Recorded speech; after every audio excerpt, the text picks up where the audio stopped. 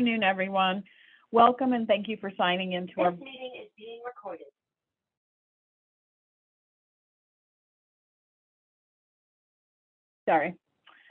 Welcome and thank you for signing into our virtual stakeholder meeting. I'm Karen McGovern. I'm the Deputy Division Director of the Division of Professions and Occupations, which is the division within DORA that houses all of the healthcare professions, boards, and programs. I'll be your host this afternoon, and with me I have several technical staff to assist us in navigating the virtual platform. Next slide.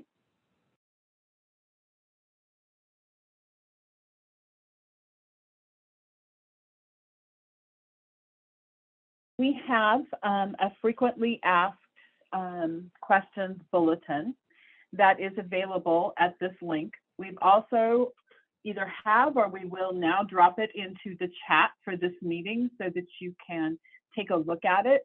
I'll be going over some of these points, but I wanted you to have a document for reference. Next slide. So here's the roadmap for our meeting today.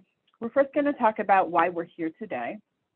We're then going to cover rulemaking procedure and stakeholder engagement. We're then going to take time for targeted feedback, and that's when we're going to hear from you. And then when we conclude that piece of our meeting, then we will talk about next steps and what will happen moving forward. Next slide. We are here today to discuss the rules that are required to be promulgated by the division's healthcare boards and programs in order to implement Executive Order D 2022-032, entitled Directing State Agencies to Protect Access to Reproductive Health Care in Colorado, which was issued July 6th of this year. And in conformance with the Colorado House Bill 22-1279, which is the Reproductive Health Equity Act that was signed into law on April 4th. Your input today will help inform these rules. Next slide. The executive order mandates that boards and programs promulgate rules to implement and comply with the executive order directives. As a state agency in the executive branch, Division of Professions and Occupations and its boards and programs must adhere to the rulemaking process outlined in the Administrative Procedure Act, or the APA as it's sometimes called, and that can be found at section 24.4.101 of the Colorado Revised Statute. The rulemaking process involves 4 stages: notice of the proposed rulemaking, stakeholder engagement, hearing on the proposed rule, and final adoption of the proposed rule. Next slide. Back one.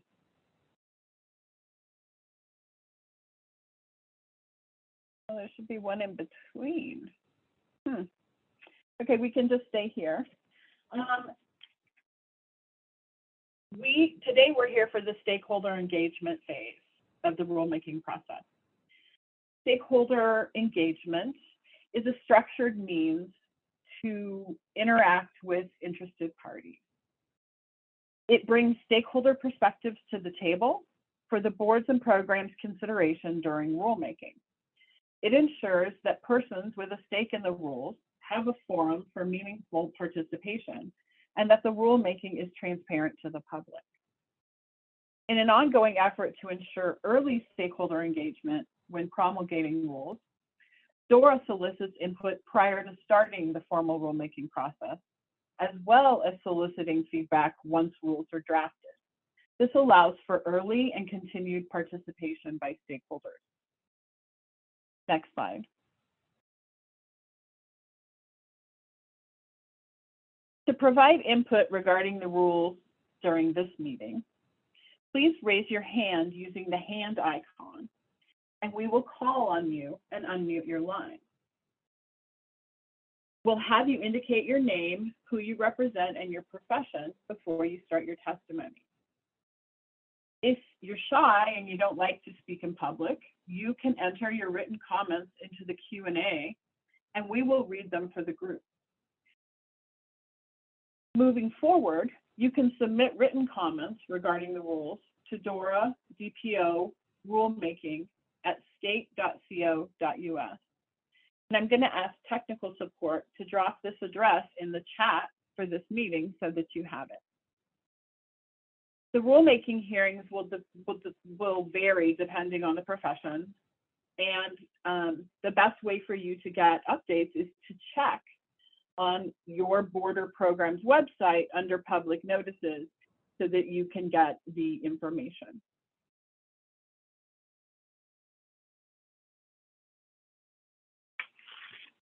We're recording this meeting to allow the boards and the director the opportunity to review and consider your comments as they work through the formal rulemaking process. We will post the recording on each of the healthcare boards and programs website under the Public Notices tab. We'll do that on Monday, along with all of the written comments we received to date. I would ask technical support at this time to drop in the link to so the participants of the meeting can see what stakeholder comments we've received as of today. You can click on that link and then you can see the comments that have been received so far. We want to make sure that we post all comments and we post this recording because we want a public and transparent process. It also helps, you know, sometimes after a meeting, people think of things that they wish they would have said. Or if they listen to the meeting again or they read some comments from other people, then that triggers some, you know, another thought.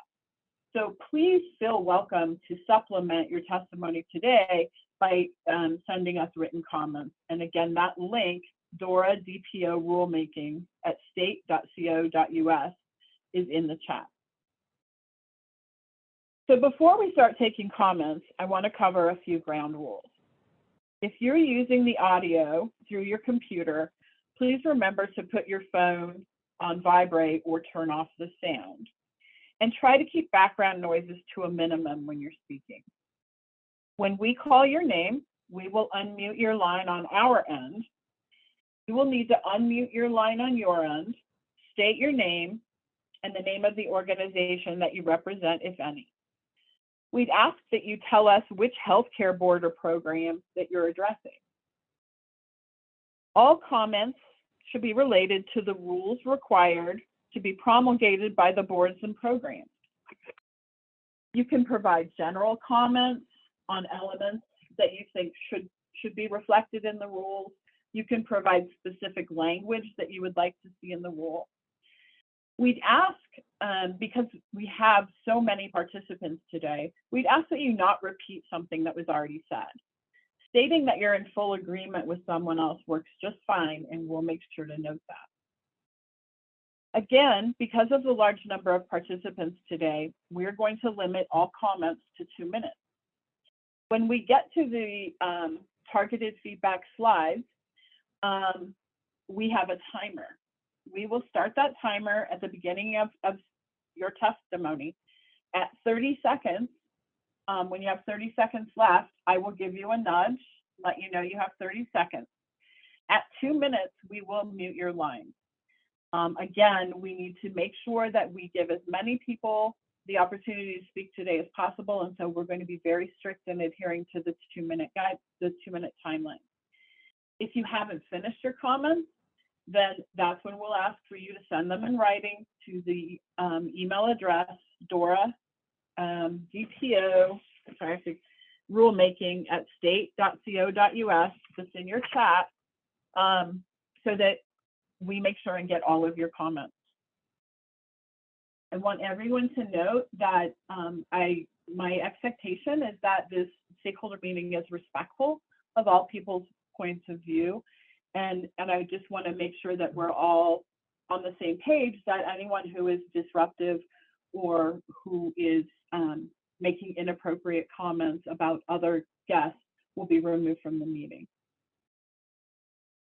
So I'm going to get us started with a targeted feedback question. Targeted feedback is an area that we've identified that we need your insight. So we're going to start with this question. We're going to take all stakeholder comments related to this question, and then we'll move on to the next one. So can we get the next slide, please? Okay, so here's our first question. Reproductive health care is defined in law, and I put the site down here. It's 25-6-4024. It's defined as healthcare and other medical services related to the reproductive processes, functions, and systems at all stages of life. It includes, but is not limited to, family planning and contraceptive care, abortion care, prenatal, postnatal, and delivery care, fertility care, sterilization services, and treatments for sexually transmitted infections and reproductive cancer. So the executive order talks about the provision of reproductive health care. And what we want to know from you is what should be included in that definition. And I put a few things down here on the slide as sort of thought provokers. Should we include transportation to and from reproductive health care, referrals? Should it be prescribing or dispensing medications, funding or assisting with payment, mental health counseling or treatment, or any other ideas that you have of what the provision of reproductive health care looks like? So I am going to ask technical support to start calling on people. So if you want to make a comment about this targeted feedback question, please raise your hand using the hand icon.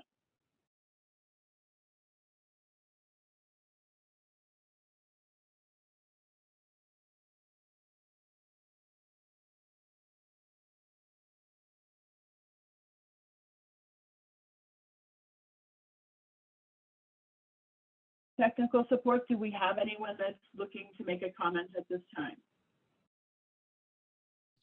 Not that I can see, no. One raised hand, sorry. Mr. Jack Teeter, I've unmuted you. Thank you. This is Jack Teeter, Regional Director of Government Affairs for Planned Parenthood. You might broaden counseling to be more extensive than mental health counseling or treatment. I'm thinking about all options counseling for patients who would be considering options. May not fit under a definition of mental health counseling, but is certainly a counseling opportunity that patients or people seeking care go through. Thank you. Next.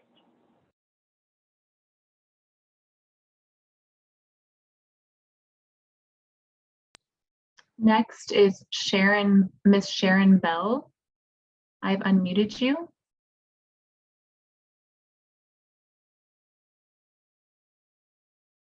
Miss Sharon Bell. Sharon Bell or Sharon Beal, your line has been unmuted. Hello, this is Sharon Bell. I'm a retired licensed professional counselor for grief and trauma. Just wanted to add that counseling around the reproductive processes and healthcare should include prior medical care, during the care, and also include counseling for post-care. Thank you. Thank you. Appreciate your feedback. Next. Next up is Miss Samantha Toll. I've unmuted you. Good afternoon. Excuse me. My name is Samantha Toll. I am with Avalon Mental Health. I am also a licensed professional counselor. One of the things I would also agree with my previous people on the mental health counseling would also be helping the individuals to have better access to additional types of forms of grief counseling, excuse me, such as groups and things, because of the fact that Many times they don't feel that they are welcome to groups that have that are focused on the loss, such as from a miscarriage. And so being able to help in achieve all resources, groups, individual counselors who are willing to help, and so forth. Great, thank you. Really appreciate you joining us today and your feedback. Okay, who else do we have that wants to provide feedback on this question?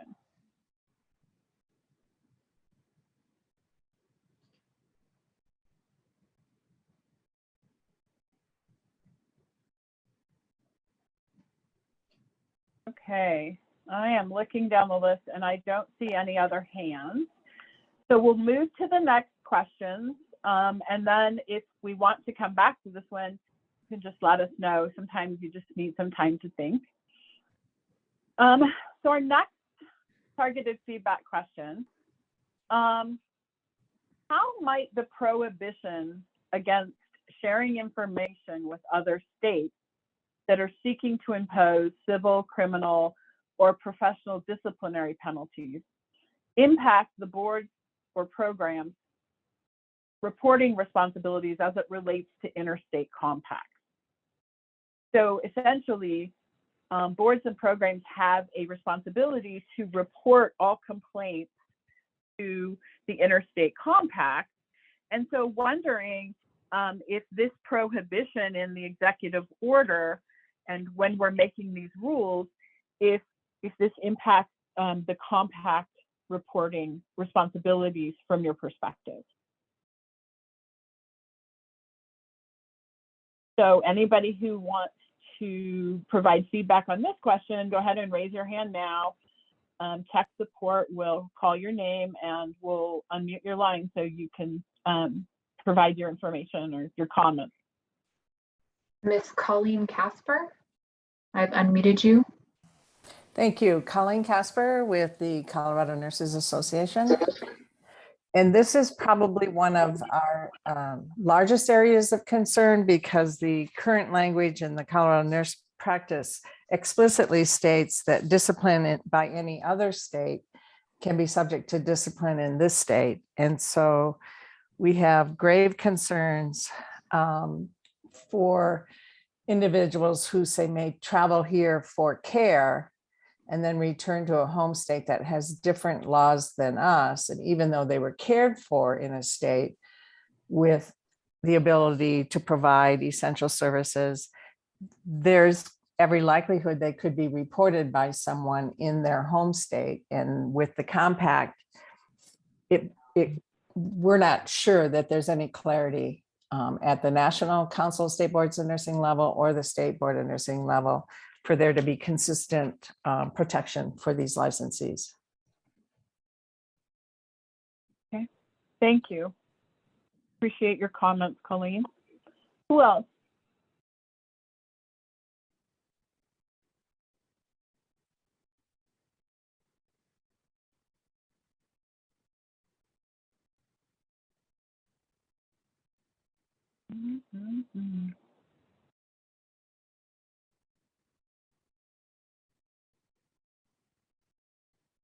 Okay, I do not. I don't see anyone else, so I'm going to go to my next question. And again, if you think of something and you want to go back to a previous question, you just let us know. So my next question is, what language do you think is important to include in these rules?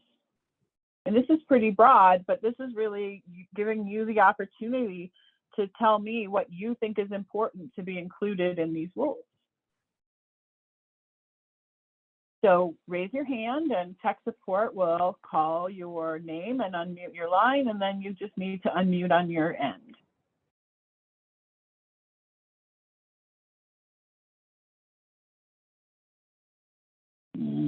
It looks like we have a quiet bunch today.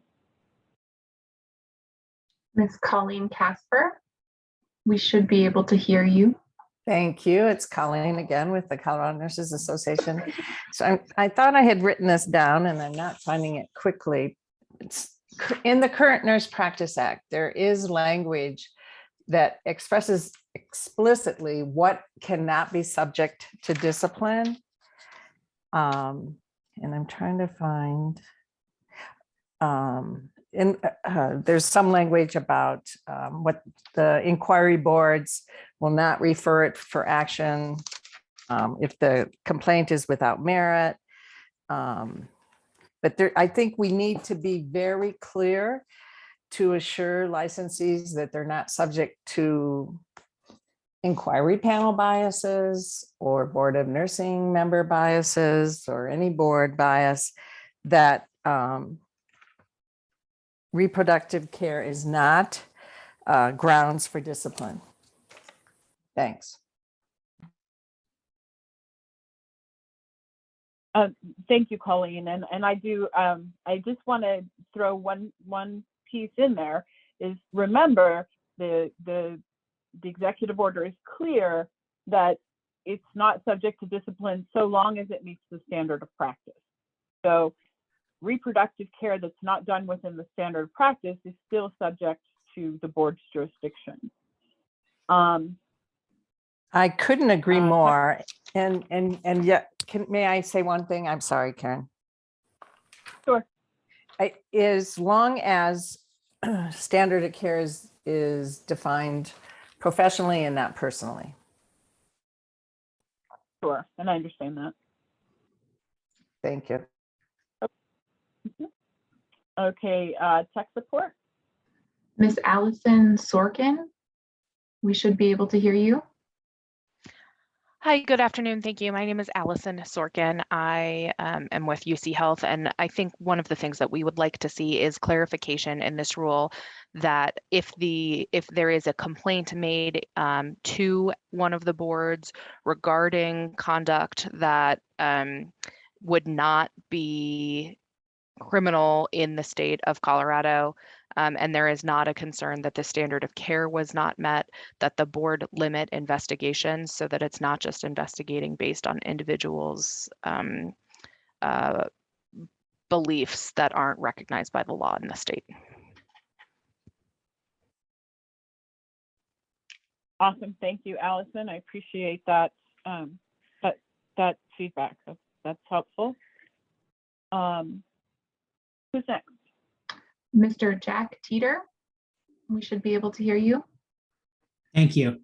I would also add the need to be specific about additional impacts of licensure investigations and complaints. So thinking about protections for providers, liability insurance, health plan contracting, credentialing, and Medicaid participation, because providers with adverse action against their licensure in another state may face barriers in being able to participate in those systems as well. Thank you. Appreciate that. Okay, who else? This is pretty broad, so I think, you know, if you have any language that you think is appropriate in these rules, and again, when you think about what we're looking at, it's prohibiting information sharing with states who are seeking to prosecute, and then it's making sure that applicants are not denied licensure or licensees are not disciplined for conduct that does not violate the law in Colorado. Tech support, who else do we have? Miss Samantha Toll, we should be able to hear you. Thank you. This is partially a question because I did a brief lookup, and as of right now, states that have made abortion illegal have not indicated whether or not mandatory reporting is going to be an issue. And as a mandatory reporter, my curiosity is that if I am speaking to somebody who is from another state where abortion is currently classified as illegal, and they do report to me their plans, will these other states try to potentially get me by saying, well, that could be a danger to a child, therefore I should have mandatorily reported it? And I know it's very much an area where it's kind of very gray, but I wanted to kind of address this because it so far has not been addressed from what I'm seeing. Okay, I appreciate that. I think it's something that we'll probably have to flesh out and is probably beyond this meeting, but I appreciate you bringing that issue to our attention as we craft the rules. Thank you. Who's next? Miss Rachel Cohen, we should be able to hear you.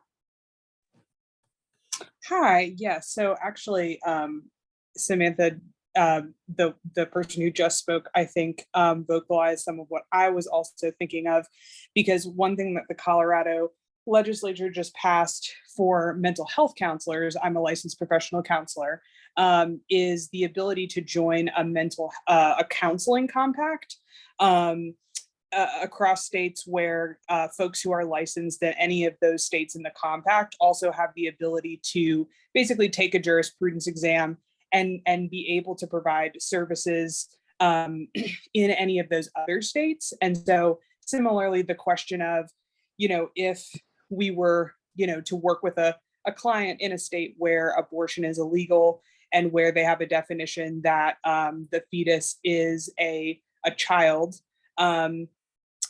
around if we could potentially be investigated and how that would impact Colorado licensure if another state mental health board tried to investigate a licensed mental health professional who they felt like did not engage in a duty to warn because a client was talking about potentially getting an abortion.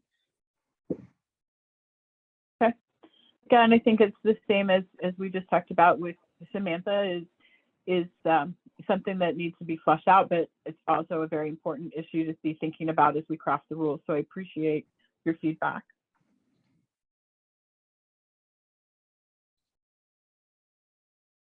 Okay, who else? I always like to remind people when we have these meetings that, today's the day, to get your thoughts in about these rules before we get pen to paper. So I really would encourage you, if you have thoughts or things that you think need to be answered in the rules or defined, now's the time to bring that up. And that being said, here's the next thought provoker, which I'm going to throw out there, but again, we can address any of these questions, is what terms do you think need to be defined or clarified through rule? So tech support, do we have anyone? Yes, we have Miss Lori Lorenzo. You are unmuted. Thank you. This is Dr. Lori Lorenzo. I am a pharmacist in the state of Colorado, and my concern is that there are states who ban abortion who are looking to prohibit other states from shipping mail order prescriptions of particular medications, and that no action come back on a pharmacist who is in a state where it's allowed shipping prescriptions to another state. I appreciate that. So it sounds like that's something that we might want to include in the provision of reproductive health care, would be the dispensing and shipping of medication, correct? Correct. Okay, thank you. Appreciate your feedback. Thank you. Who's next? Miss Colleen Casper, you are unmuted. Thank you. Again, Colleen Casper with the Colorado Nurses Association. Just a couple points that I'm confused about as I read the Practice Act, and it could just be me, but the one is disciplinary actions that can be taken by employer. It's not, the language in the current Nurse Practice Act doesn't really specify that it has to be standards of care based. So that would be one to just clarify. And then the second one is on page 30 of the Practice Act, it says that the individual acted in a manner inconsistent with the health and safety of persons under their care. And I suspect there might be different definitions of health and safety of persons that might need clarifying to protect licensees. Thank you. Thank you. I appreciate that. Mr. Jack Teeter, you're unmuted. Yes, thank you. I think we'll need to specify in our language that we're addressing laws of another state authorizing that state to bring, civil or criminal or professional action against anyone who is providing abortion care, and I think also specifying knowingly engaging in conduct to aid or abet abortion care. Those distinctions are not happening in Colorado law. We're not aiding or abetting abortion in Colorado because abortion is legal here. But as other states seek to reach into Colorado, it may be important to define that aiding and abetting process, or specifying that as well, as we're directing the state not to enforce or satisfy any civil judgments or professional practice violations against providers here. Okay, thank you. I appreciate that. Who else?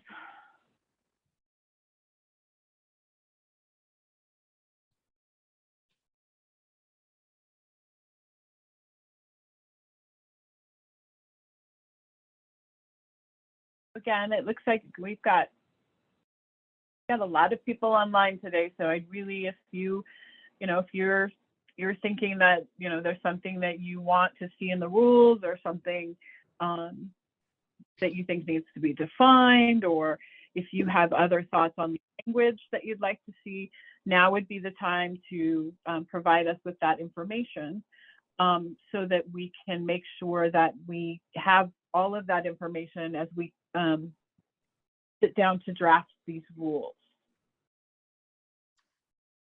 Okay, tech support, do we have anyone? Mr. Jack Teeter, you're unmuted. Thank you.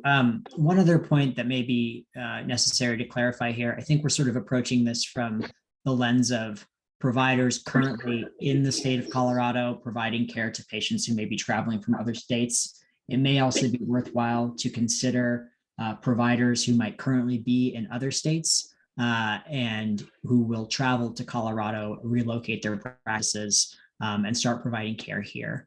And so it may be worth considering what we would do around emergency licensure, new temporary licensure for a provider who may lose their license in a state like Georgia and then come to Colorado to continue practicing medicine or pharmacy, and considering those out-of-state providers now who may become in-state providers, as well as we're considering Colorado providers providing care for traveling patients.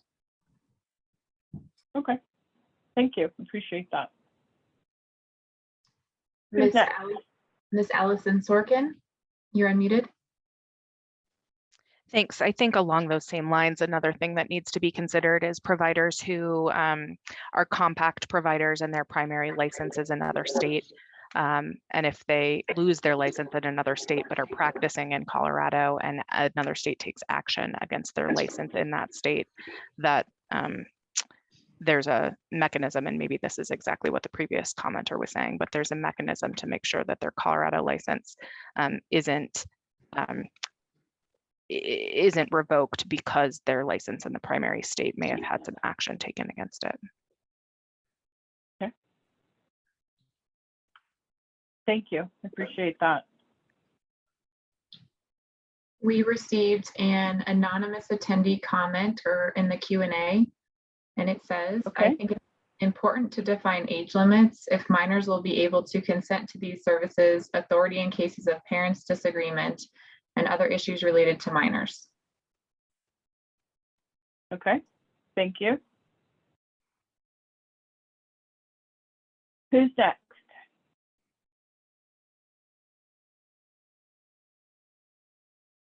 I want to make sure that we have, we give you all ample opportunity to provide your feedback. And so definitely just having my team look down the list for hands, because I want to make sure, again, that you all have the opportunity. And again, if you're shy, you feel free to type it into the question and answer box. You know, we like to read it for everybody just because we like everyone to be able to know, you know, have the benefit of your comments. Ms. Who's next? Jan Totten, you're unmuted. Okay.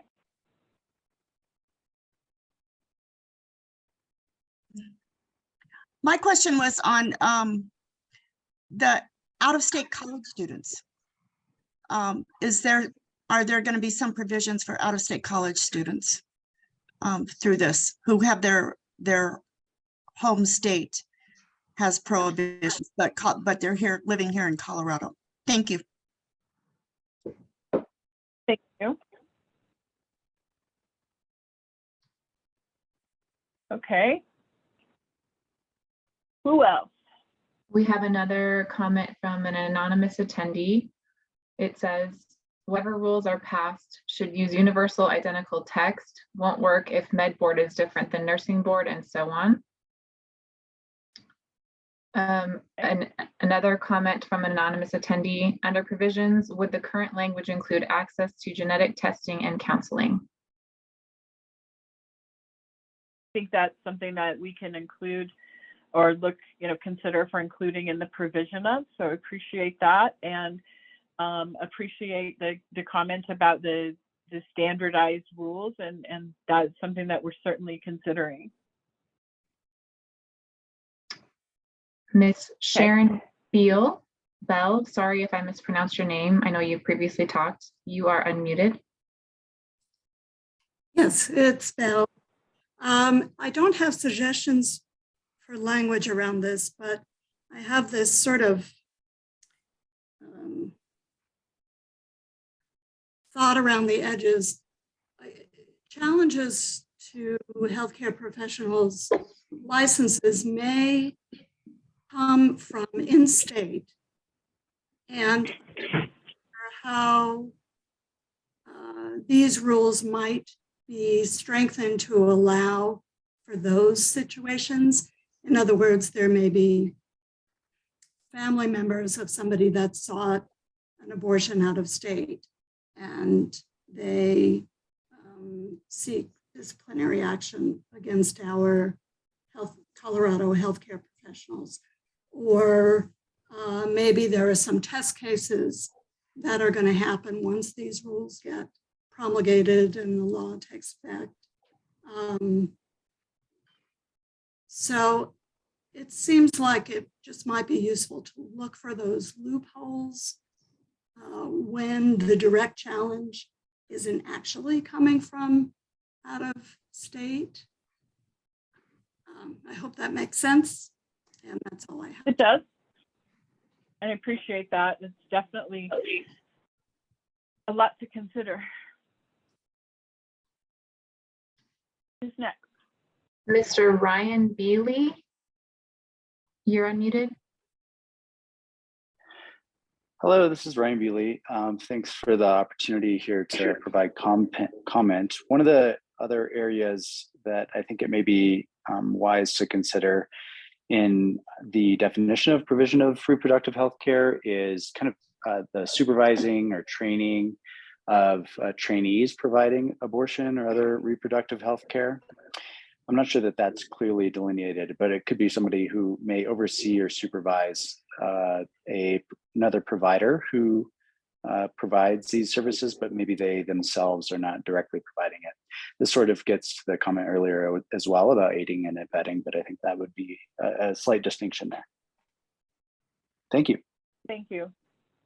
Thank you. I appreciate that. I think it's important to note that the executive order says the provision of and the assisting. And so I think the aiding and abetting and the supervision will be good when we define assisting. So I appreciate that feedback. Who else? Who's next?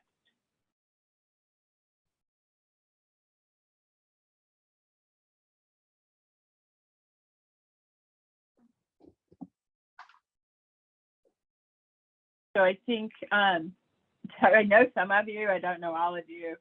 I don't like to cut us too short if people are just shy or they're just trying to formulate their thoughts. And I could sit here and say who's next for the next hour, but I'm not going to do that to everyone. I think I'm gonna hush here for 2 or 3 minutes and let you guys think, and think if there's anything else you want to tell me about these rules. Remember, today we're talking about the rules, And if you think of something, raise your hand or type into the question box, and we'll make sure that we get that. But I'm gonna give my voice a rest for a few minutes and give you guys a few minutes to think. We did receive 2 more questions into the Q&A box or comments. The first one is from an anonymous attendee. The duty to, quote, report, unquote, to, for example, the compact is not the same as providing support to states prosecuting abortion care with substantive information.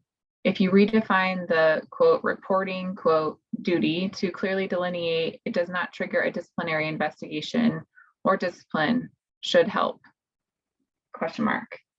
The next comment is from Carrie Maddox. I am concerned about the effects on reproductive health. Having gone that route to have my twins, the processed drugs like Clomid and IVF, harvesting and fertilization, implantation, saving of the embryos.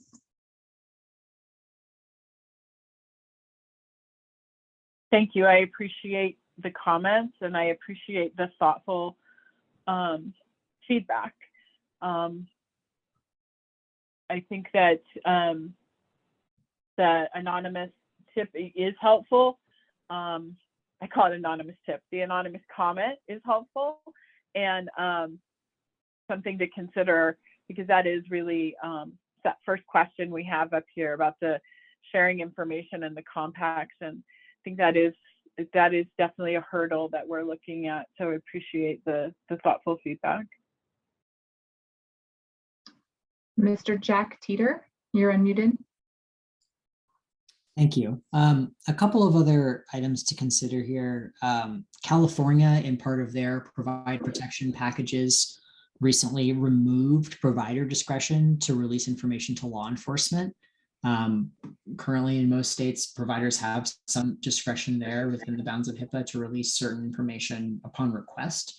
And California is now protecting providers by sort of removing the obligation to make those determinations at the provider level and instead just requiring those court orders for releasing medical information to law enforcement. That might also be something to consider.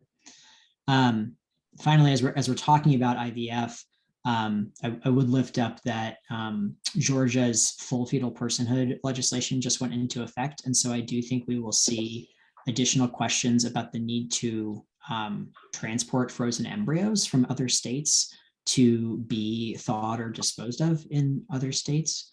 We're not seeing that play out yet, but I think as we're thinking about IVF and additional frozen embryos that may not be implanted, that there may also be some cross-state implications in that area of the law and of medicine. Thank you. Another written comment from Lori Lorenzo. Just a question regarding insurance. Can providers pay for reproductive health in a state like Colorado, but deny coverage for patients in Georgia or Tennessee? That is a very good question, but one that I am not qualified to answer because we regulate the professional, but we don't delve into insurance coverage or insurance rates in the Division of Professions and Occupations. You may be able to direct your question to the Division of Insurance within DORA, and they may be able to provide an answer for that.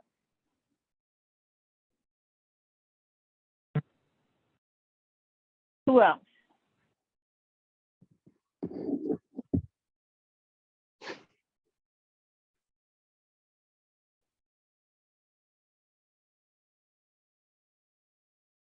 All right. Okay, I am not seeing anyone. So can we go to the next slide? 1 second, Karen. We've received a comment from an anonymous attendee right as you were saying that.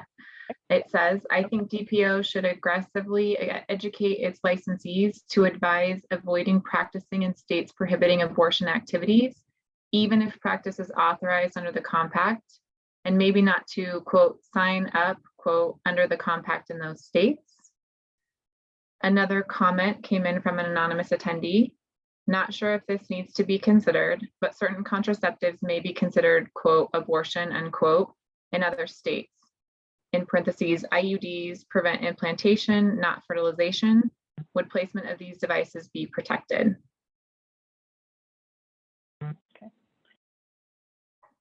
Sounds like that's something that we need to consider under the provision.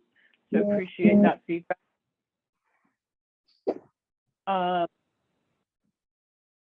And appreciate the other comment from anonymous caller. And something definitely for the division to think about when we talk about our education and outreach that we do when we implement rules. Who else? I don't want to cut anyone off, so please go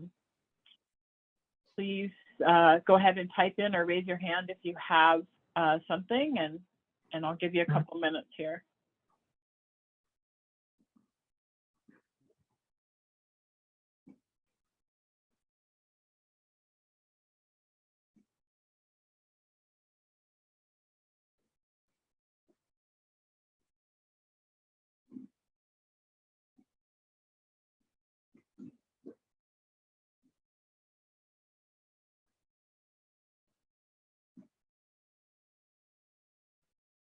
Okay. Technical support, do you see anything in the inbox or any hands that I'm missing? I do not. Okay.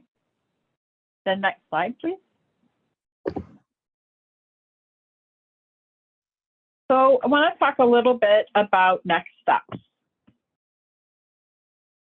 As I talked about earlier, this is what we consider early stakeholder engagement, so we can get your thoughts before we put pen to paper.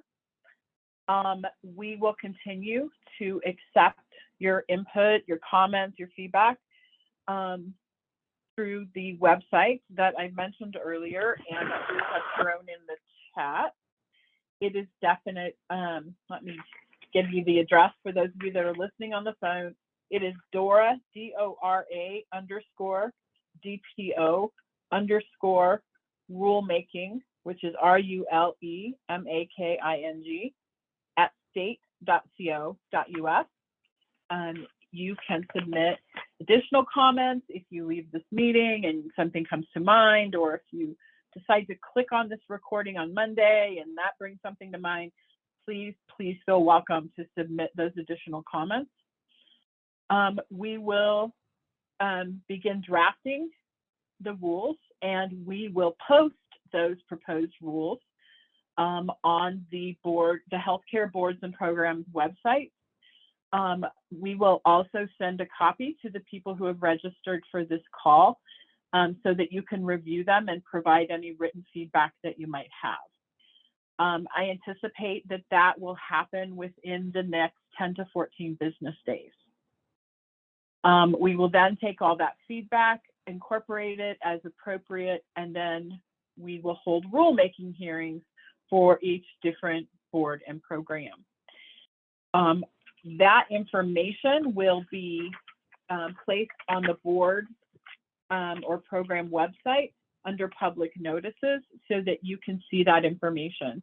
Again, because you were here as early stakeholders, we will make sure that the notice of rulemaking is emailed to the email address that you used to sign into this webinar. I really want to thank you for participating today. Your perspectives are important and they'll help inform the rules. These comments are going to be presented to the boards and programs along with some draft rules for the boards to look at and to finalize, and then we'll be scheduling the permanent rulemaking hearings. This concludes our meeting today. Again, I want to really thank you for taking the time to engage with us and help us so that these rules are a product that people can, that everyone can buy into. So thank you for your patience, and thank you for your attention.